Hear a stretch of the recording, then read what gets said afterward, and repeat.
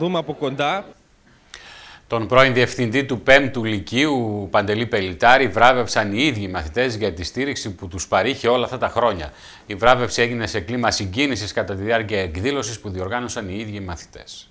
Θέλω να ευχαριστήσω τον πρώην διευθυντή μας, τον κύριο Παντελή Πελιτάρη,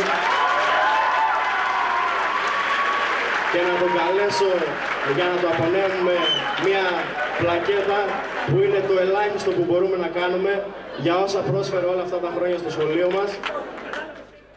Ο πρόεδρος του 15μελού Συλλόγου Μαθητών του 5ου Λυκείου Σερών βραβεύει τον πρώην διευθυντή του σχολείου τους, μια πράξη ευγνωμοσύνης προς το πρόσωπό του για τα όσα τους προσέφερε όλα αυτά τα χρόνια ως διευθυντής του σχολείου. Δεθήκαμε μαζί του γιατί πρόσφερε πάρα πολλά όλα αυτά τα χρόνια στο σχολείο και είναι το ελάχιστο που μπορούμε να κάνουμε σε αυτόν τον άνθρωπο. Ο κ. Πελιτάρης, σύμφωνα με τους γονείς αλλά και με τους μαθητές, άφησε τη δική του σφραγίδα στο σχολείο, καθώς επί θητείας του, στη συνεργασία με τους καθηγητές, μεταξύ άλλων βοηθούσαν τα παιδιά σε ώρες εκτός λειτουργίας του σχολείου, στο πλαίσιο της προετοιμασίας τους για τις πανελλήνιες εξετάσεις, κάτι που οι ίδιοι οι μαθητές δεν πρόκειται να ξεχάσουν ποτέ.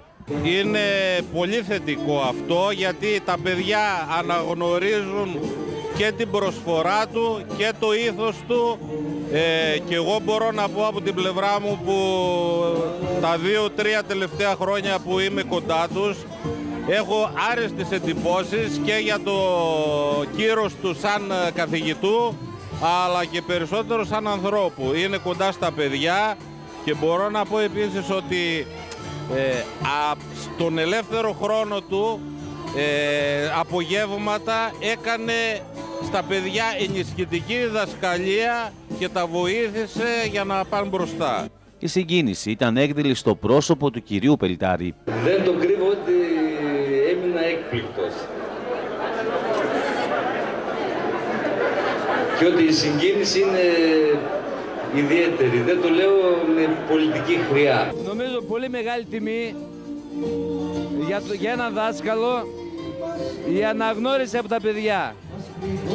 Τι να τα ευχηθούμε? Εγώ θα ευχηθώ φέτο να αντέξουν στις δυσκολίες της χρονιάς και να έχουν ένα καλό αποτέλεσμα στο τέλος.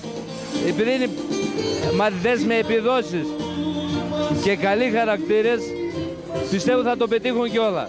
Η βράβευση έγινε κατά τη διάρκεια εκδήλωσης που διοργάνωσαν οι ίδιοι οι μαθητές. Το 15μελές Συμβούλιο αποφάσισε ομόφωνα να αλλάξει τον τρόπο και τον χώρο διεξαγωγής των καθιερωμένων αυτών εκδηλώσεων, έτσι ώστε η συμμετοχή να μην είναι μόνο των παιδιών, αλλά να είναι των γονέων, των φίλων και των καθηγητών.